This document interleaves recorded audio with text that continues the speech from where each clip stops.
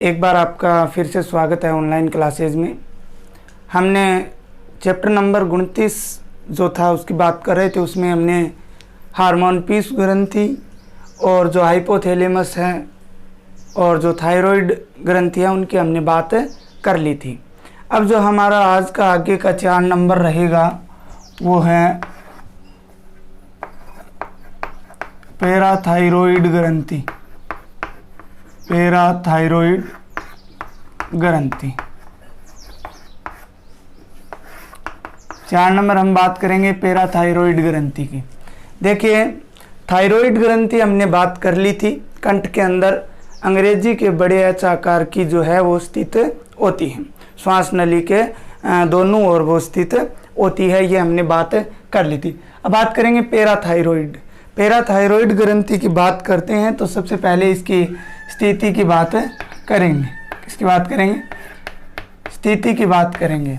उससे पहले प्यारे बच्चों, अभी हम व्हाट्सएप ग्रुप पे ये वीडियो डाल के आपको पिछले 2-2.5 महीने से भेज रहे थे, लेकिन अब ये ज़्यादा दिन नहीं होगा, 2 या 3 दिन व्हाट्सएप ग्रुप में आएंगे। उसके बाद में आपको एक अलग ऐप से इनको देखना पड़ेगा। तो आप जल्दी से जल्दी जो स्कूल है उससे संपर्क कर लें कि इसका क्या जो है चार्ज रहेगा, क्या सिस्टम रहेगा। बाकी सभी के गार्जियंस को इसके बारे में बता दिया जाएगा। सबसे पहले हम बात करते हैं स्थिति की पैराथायरॉइड ग्रंथि की। तो जो मनुष्य के अंदर स्थित थायरॉइड ग्रंथि होती है, थायरॉइड ग्रंथि में मैंने आपको बताया था पिंड पाए जाते हैं। क्या पाए जाते हैं? पिंड पाए जाते हैं। और प्रत्येक पिंड जो होता है उसके पृष्ठ भाग में ये स्थित होती है। कौन से भाग में? पृष्ठ भाग में ये धसी हुई रहती है, जिसे क्या कहा जाता है? पैराथायरॉइड ग्रंथि कहा जाता है। यह ग्रंथि लाल रंग की होती है। कैसे रंग की होती है? लाल रंग की होती है। कलर कैसा होता है इसका? लाल रंग होता है। अगर हम इसके आकार और आकृति की बात करते हैं, आकार और आकृति की बात करते हैं तो ये देखिए 0.01 से 0.03 ग्राम की होती है। कितनी होती है? 0.01। बाहर की अगर बात करते हैं तो 0.01 से 0.03 ग्राम की ये होती है। अगर हम बात करें लंबाई की तो 6 से 7 मिमी, ठीक है, लंबी होती है। इसके अलावा अगर हम लोग बात करें तो 3 से 4 mm या मिमी क्या होती हैं? चौड़ी होती हैं। ठीक है, कितनी चौड़ी होती हैं? 3 से 4 मिमी चौड़ी होती हैं और 6 से 7 मिमी क्या होती हैं? लंबी होती हैं। ये थायराइड के जो पिंड होते हैं उनके अंदर स्थित होती हैं। प्रत्येक पिंड में ये 2-2 स्थित होती हैं। प्रत्येक पिंड में कितनी स्थित होती हैं? 2-2 स्थित होती हैं। अर्थात मनुष्य के अंदर इनकी टोटल संख्या जो होती है वो कितनी होती है? 4 होती है, या आप लोग इनको 2 जोड़ी बोल सकते हो, या इनको क्या बोल सकते हो? 2 जोड़ी बोल सकते हो। मनुष्य में इनकी संख्या कितनी होती है? टोटल 4 होती है, अर्थात 2 जोड़ी इनकी होती है। इसके बाद अगर हम बात करें तो इसके पैराथायरॉइड ग्रंथि द्वारा स्रावित हार्मोन की बात करते हैं कि कौन सा हार्मोन जो है स्रावित हार्मोन, तो हार्मोन का नाम है पैराथार्मोन। कौन सा हार्मोन स्रावित किया जाता है? पैराथार्मोन हार्मोन जो है वो स्रावित किया जाता है। इस पैराथार्मोन हार्मोन को कोलिप का हार्मोन भी कहा जाता है। ये भी आपको याद रखना है। क्या कहा जाता है? कोलिप का हार्मोन भी इसको बोला जाता है। किसका हार्मोन? कोलिप का हार्मोन भी इसको बोला जाता है। अब हम लोग आगे बात करते हैं पैराथार्मोन हार्मोन के कार्य। तो प्यारे बच्चों, पैराथायरॉइड ग्रंथि जो है वो थायरॉइड ग्रंथि के प्रत्येक पिंड में पृष्ठ भाग में धसी हुई रहती है, लाल रंग की होती है। 4 मनुष्य में इनकी संख्या जो है वो होती है। स्रावित हार्मोन पैराथार्मोन होता है, ठीक है, जिसे कोलिप का हार्मोन भी कहा जाता है। अब हम इसके फैक्शंस की बात कर लेते हैं। पहला कार्य की बात करते हैं 1 नंबर। देखिए ध्यान से सुनिए, कार्य बहुत ईजी कार्य है इसके। मैंने आपको इसके बारे में बता दिया। अब देखिए पहला कार्य है फास्फेट के उत्सर्जन में वृद्धि। अगर शरीर के अंदर फास्फेट की मात्रा क्या हो जाती है, ज़्यादा हो जाती है, फास्फेट की मात्रा क्या हो जाती है, ज़्यादा हो जाती है, तो उसके उत्सर्जन में क्या करता है, एक्सरेशन, क्या एक्सरेशन में क्या करता है, वृद्धि करता है। अर्थात शरीर के अंदर मान लीजिए फास्फेट ज़्यादा बन गया, बनने से वो हमारे शरीर के लिए क्या होगा, नुकसानदायी होगा, तो उसको उसके उत्सर्जन में वृद्धि कौन सा हार्मोन करता है, पैराथार्मोन हार्मोन करता है, या कोलिप का हार्मोन जो है वो करता है। सेकंड है प्यारे बच्चों, ब्लड के अंदर, रक्त के अंदर, किसके अंदर, रक्त के अंदर कैल्शियम फास्फेट आयन का नियमन। आपको पता है रक्त के अंदर कैल्शियम भी होता है और फास्फेट आयन भी होते हैं, हमने रक्त के अंदर पढ़ा था, ब्लड के अंदर ये बातें पढ़ी थी, ठीक है। तो उनके अंदर जो कैल्शियम और जो फास्फेट होते हैं, आयन जो होते हैं, कैल्शियम आयन और जो फास्फेट आयन, उनका नियमन, उनके नियमन की अगर बात करें, कंट्रोल, ना तो उनको ज़्यादा होने देते हैं ना ही उनको कम होने देते हैं। आगे हम इस पैराथार्मोन से संबंधित हार्मोनों संबंधित रोगों की बात करेंगे कि इसके ज़्यादा स्राव से शरीर पर किस प्रकार का प्रभाव पड़ता है और कम स्राव से किस प्रकार का प्रभाव पड़ता है, ठीक है ना। तो उसको कंट्रोल कौन कर रखता है, ये पैराथार्मोन की जो पर्याप्त मात्रा होती है वो इसका नियमन जो है वो करती है। 3 नंबर है पेशी संकुचन, मसल्स जो हैं उनके सिकुड़ने, तंत्रिका आवेग, नर्व जो आवेग जो होता है, तंत्रिका आवेग शरीर के अंदर जो सूचनाएं प्रदान करते हैं, हमने नर्वस सिस्टम के अंदर पढ़ा था, तथा रक्त के थक्के में भी सहायता करता है। क्या होता है रक्त का, क्लॉट ऑफ ब्लड, रक्त का थक्का। वैसे कौन सी कोशिकाएं रक्त की ये काम करती हैं, प्लेटलेट्स, या आप उन्हें बिंबाणु भी बोल सकते हो। रक्त के थक्के में सहायता, तंत्रिका आवेग में सहायता, पेशी संकुचन में सहायता, तो ये महत्वपूर्ण बातें हैं, इनके अंदर भी ये क्या करता है, सहायता करता है। 4 नंबर इंपॉर्टेंट है, ये क्या करता है, विटामिन डी का निर्माण कर। वैसे हमें विटामिन डी किससे मिलती है, सूर्य से प्राप्त होती है, लेकिन इस हार्मोन द्वारा भी विटामिन डी का निर्माण होता है। किसका निर्माण होता है, विटामिन डी का। ये विटामिन डी का निर्माण कर क्या करेगा, जो हमारे अंदर अस्थियों का निर्माण होगा उसमें भी सहायता करता है, अस्थियों के निर्माण में भी ये क्या करता है, सहायता करता है। तो विटामिन डी का निर्माण करिए, अस्थियों के निर्माण में सहायता करता है। अब प्यारे बच्चों हम बात करते हैं पैराथायरॉइड ग्रंथि के इस पैराथार्मोन हार्मोन के अल्पस्राव से संबंधित रोगों की। किसकी बात करते हैं, पैराथायरॉइड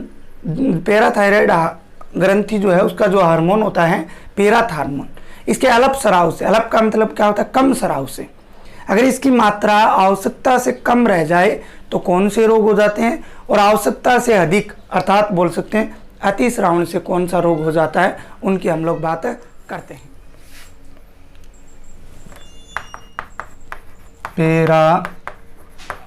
पैराथायरॉइड के अल्पस्रावण से संबंधी रोग, पैराथायरॉइड के अल्पस्रावण से संबंधी रोग की बात करते हैं। देखिए एक रोग आपके दे रखा है, हाइपोक्लेस्मिक टिटेनी। कौन सा रोग है, हाइपोक्लेस्मिक टिटेनी। कौन सा रोग है, हाइपोक्लेस्मिक टिटेनी रोग है। इसके बारे में बात करते हैं। सबसे पहले तो हाइपोक्लेस्मिक टिटेनी क्यों होता है, मतलब इसका कारण क्या है, तो कारण है इसका, ये पैराथार्मोन की कमी से होता है। किसकी कमी से होता है, क्योंकि हमने यहाँ लिख रखा है अल्पस्रावण, तो अल्पस्रावण का मतलब पैराथायरॉइड ग्रंथि से स्रावित हार्मोन पैराथार्मोन के अल्पस्राव से या कमी से ये रोग हो जाता है। ये रोग जो है ये बाल्य अवस्था में होता है। कौन सी अवस्था में होता है, बाल्य अवस्था में ये रोग होता है। ठीक है, पहली बात तो इसकी हो गई, पैराथार्मोन के अल्पस्रावन से बाल्य अवस्था में ये रोग होता है। अब पैराथार्मोन की कमी से ऐसा क्या होता है कि ये रोग होता है। इस रोग में क्या होगा, जैसे ही शरीर के अंदर पैराथार्मोन हार्मोन की कमी होगी तो रक्त में कैल्शियम की मात्रा में कमी आएगी। रक्त के अंदर उपस्थित Ca2+ अर्थात कैल्शियम की मात्रा में क्या आएगी, कमी आएगी। और दूसरा आयन जो होता है फास्फेट आयन, उसकी मात्रा में क्या होगी, वृद्धि होगी। उसकी मात्रा में क्या होगी, वृद्धि होगी, जिसके कारण कौन सा रोग हो जाता है, हाइपोक्लेस्मिक टिटेनी रोग हो जाता है। इस रोग होने से कैसे पता चलेगा कि ये रोग हो जाता है, अर्थात मैं बात कर रहा हूँ लक्षण की कि क्या लक्षण रहेंगे। तो तंत्रिका एवं पेशी क्रिया में वृद्धि होने से, किसमें, तंत्रिका एवं पेशी क्रिया में वृद्धि होने से जो मांसपेशियां हैं वो मांसपेशियों में जकड़न होगी, ठीक है, और साथ में ऐंठन के क्या पड़ेंगे, दौरे पड़ने लगते हैं। ऐसे रोग को हाइपोक्लेस्मिक टिटेनी कहा जाता है, जो पेराथार्मोन के अल्पस्रावन से उत्पन्न होता है। अब बात करते हैं पैराथायरॉयड के अतिस्रावन से संबंधित रोग की बात करते हैं। पैराथायरॉयड के अतिस्रावन से संबंधित रोग, देखिए इसमें एक मुख्य रोग है जो परीक्षा में आया हुआ है, उसका नाम है ओस्टियोपोरोसिस। कौन सा रोग है, ओस्टियोपोरोसिस, ठीक है। ओस्टियोपोरोसिस जो है ये पैराथार्मोन के अतिस्रावन से होता है, अर्थात पैराथायरॉयड ग्रंथि के पैराथार्मोन हार्मोन के अधिक मात्रा हो जाने से कौन सा रोग हो जाता है, ओस्टियोपोरोसिस हो जाता है। इसके अंदर होता क्या है, इसके पैराथार्मोन हार्मोन की मात्रा बढ़ने से, कौन से हार्मोन की मात्रा बढ़ने से, पैराथार्मोन हार्मोन की मात्रा बढ़ने से कैल्शियम जो है वो विखटित होकर अस्थियों से किस में आ जाता है, रक्त में आ जाता है। ये जो हमारे शरीर की हड्डियां हैं उनके जो कैल्शियम उनके अंदर उपस्थित होता है, तो कैल्शियम विखटित होगा, अर्थात हड्डियां जो हैं वो विखटित होंगी। हम ये भी बोल सकते हैं जिससे कैल्शियम जो है वो अलग हो जाएगा, अर्थात कैल्शियम विखटित होकर अस्थियों से किसके अंदर आ जाता है, ब्लड के अंदर आ जाता है। इसको बोलते हैं हाइपरक्लेस्मिया। इस कंडीशन को क्या बोलते हैं, हाइपरक्लेस्मिया, ठीक है।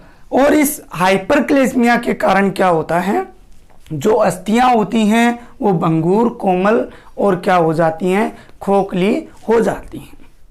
क्या हो जाती है, भंगुर रंग की हो जाती हैं, कोमल हो जाती हैं, खोखली हो जाती हैं। मतलब कहने का सीधा सा मतलब ये है कि अस्थियां जो हैं वो बिल्कुल कमज़ोर हो जाती हैं। इस रोग को क्या बोला जाता है, ओस्टियोपोरोसिस बोला जाता है। तो पैराथार्मोन के अल्पस्रावन से हमने किसकी बात की थी, कैल्शियमिक टिटेनी की बात की थी और हाइपोक्लेस्मिक टिटेनी की बात की थी। यहाँ पे है ओस्टियोपोरोसिस रोग, यह आया हुआ भी है, इंपॉर्टेंट है, जो पैराथार्मोन के अतिस्रावन से संबंधित है। इसमें कैल्शियम विखटित होकर अस्थियों से रक्त में आ जाता है, जिसे हाइपरक्लेस्मिया बोला जाता है, जिसके कारण अस्थियां कमज़ोर हो जाती हैं, कोमल हो जाती हैं, भंगुर रंग की हो जाती हैं, खोखली हो जाती हैं, जिसे ओस्टियोपोरोसिस बोला जाता है। एक शब्द और दे रखा है आपके, संपुटी तंतु में अस्थि विकृति।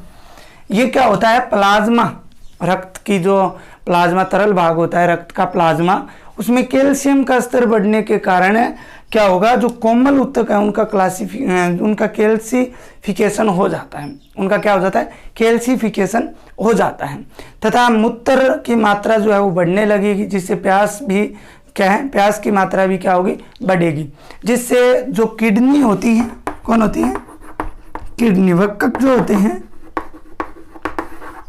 उनके अंदर स्टोन बन जाता है, या पथरी जो है वो बन जाती है। क्या बन जाती है, स्टोन या पथरी है वो बन जाती है। इस प्रकार के रोग को क्या बोलते हैं, संपुटी तंतु में अस्थि विकृति कहा जाता है।